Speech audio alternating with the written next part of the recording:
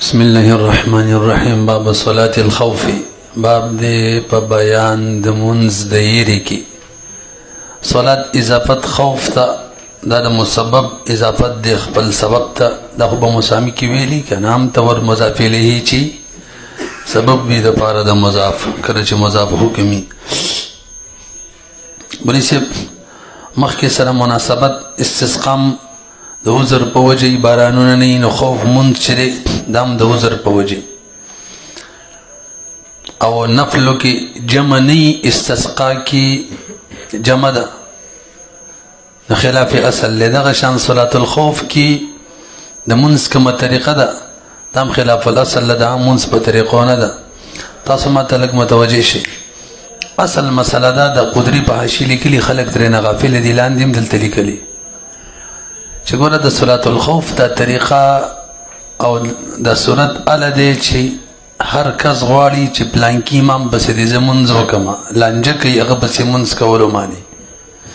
نو که داسې صورتي چې خلک ګڼو کسانو بسې مونځ کولو ته ښه مزېدار تیار دي موږ به ده بسې کوو تاسو یې ده بسې کوئ بیا دې ته هېڅ ضرورت نشته. هسې صورت یو مخکې کې به دا مسله بیا رماعت کړو نو غږ شئ. کله چې خوف و خوف لاندې حاشیه کې دام لیکلي چې عین جنگ نه دی ضروري بس په قرب کې د دشمنو ویره واوستا کافي ده په دې طریقه مونځ کولی شي. څنګه دا مجاهدین مسافر دی یو او که مقیم دی دوه اول د مسافر والا صورت وایي که چېرې په سفر کې نو دوه رکعته به کوي که نه نو داسې به وکړي چې د امام به د خلک دوه طائفې کې ټولګي به جوړ کی یو به دشمن ته مقابله کې ودرېږي او دې بلې ته به یو رکعت مونځ وکړي دا به لاړه شي به دشمن مقابله کې به ودرېږي امام به ځای په ځای ناست وي بله طایفه به راشي امام به یو رکعت هغو ته وکړي د امام مونځ به پوره شي که نه سلام به واړئ دوه رکعته دي دا طایفه به لاړه شي بیا به دشمن ته مقابل کې ودرېږي او هغه اوله به واپس راشي هغه یو رکعت پاتې دی به پوره کړي خو به د خپل رکعت کې به داسې لکه دغه چې دا لاحق چې قرت به پکې نه کوي ځکه امام یې د شروع نه نیولی و امام سره یې مونځ د شروع نه نیولی و لاحق دغې ته وایي که نه دا به خپل رکعت پوره کړي سلام به واړئ بیا به لاړ شي دشمن ته به مقابله کې ودرېږي هغه دویمه طایفه به بیا راشي هغه یو رکعت پاتې دی به پوره کړي خو به دغه یو رکعت کې به داسې لکه مسبوق پېژنئ که نه چې امام سره تی رکعت نیم تلی دی دیو نم تلی دی نو قرات بم بکی کوي زده شوله مسله دا کوم صورت او که شری مقیمو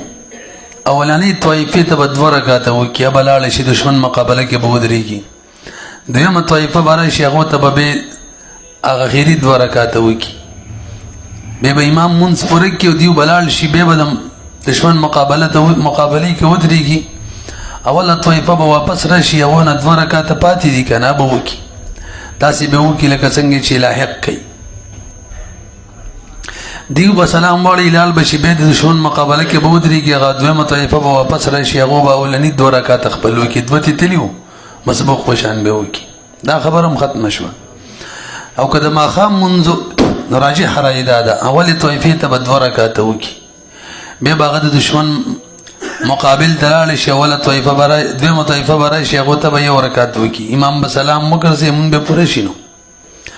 دا طایفه به واپس لاړې شي اوله طایفه به راشي یو رکعت یې پاتې دی یو رکعت به وکړي لاحق به شان چې ویې کړلو واپس به لاړ شي دشمن مقابله کې به ودرېږي اوله طایفه به راشي هغو نه دوه رکعته پاتلي وو که نه هغه به وکړي او د مسبوق په شان به وکړي بس نوره خبره ختمه. اوس واورئ هغه مسله دا قصه اله ده چې خلک غواړي چې زه دې دغه امام پسې مونځ وکړم لانجه جوړېږي نو که خلک په دې راضي دي چې زه یو طایفه به خپل امام پسې مونځ وکړي او دا بله به خپل پسې وکړي نو بیا دې ته هېڅ ضرورت نشته. هغه اولا کومه طایفه چې د دشمن مقابله کې ودرېدله هغه هلته ودرېدله دې بلې ته خپل امام ښه پوره مونځ وکړي بیا دې دا لاړی شي دشمن مقابله کې دې ودرېږي هغه دویمه دې راشي هغو ته خپل امام ښه پوره مونځ وکړي خبره ختمه. رسې بي ورته وګورئ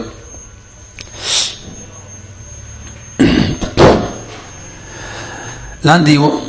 مناسبت لیکلې دواړه په دې کې شریک دي صلات استسقا او صلات خوف چې د عارض د وجې نه مشروع شوي دي خو د استسقا والا سماوي قوي هغه مقدم کو او دا خو د دشمن په وجې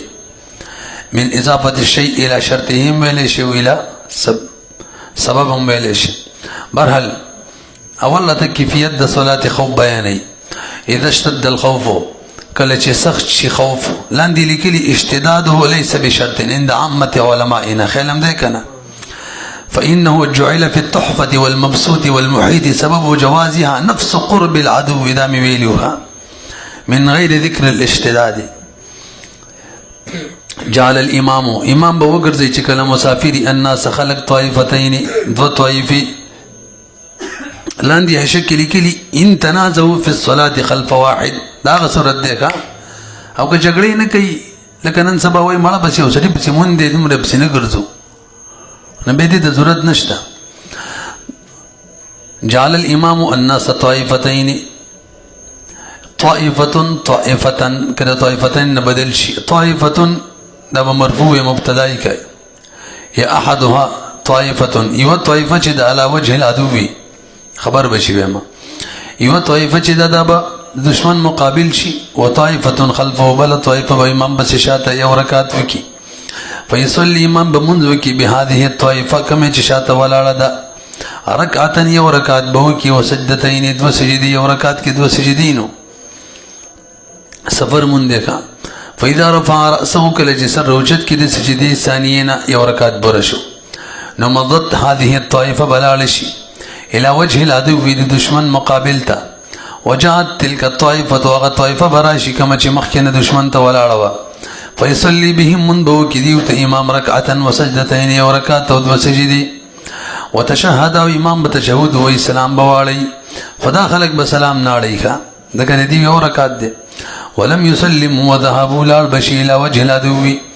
مخامخ دشمن ته مقابلته وجاءت الطائفه الاولى قصه یاد ده کنه څنګه چې زر لګي ما اورا بشي طائفه اولا فصلوا من بوكي ركعه یو رکعت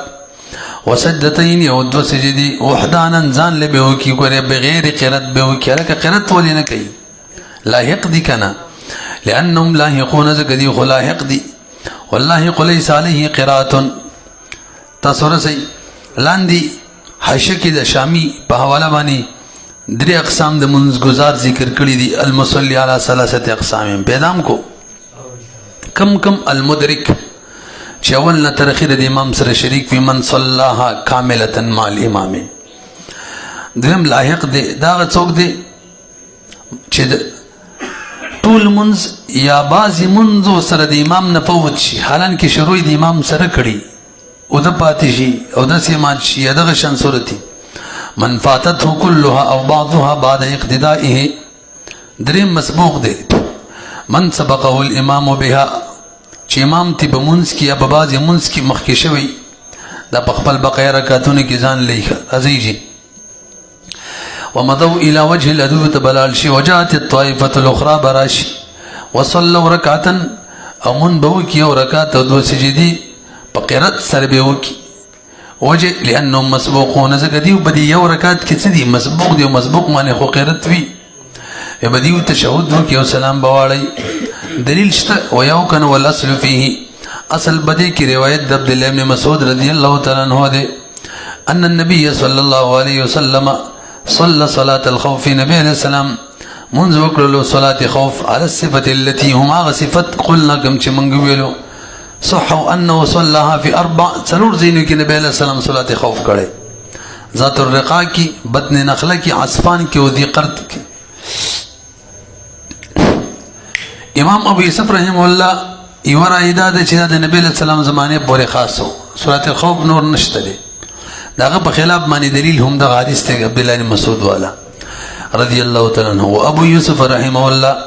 وین انکر اگر کا انکار کوي شرعیت هدا د مشروعیت فی زماننا په زمانه کې یعنی د نبی علیہ السلام نه پس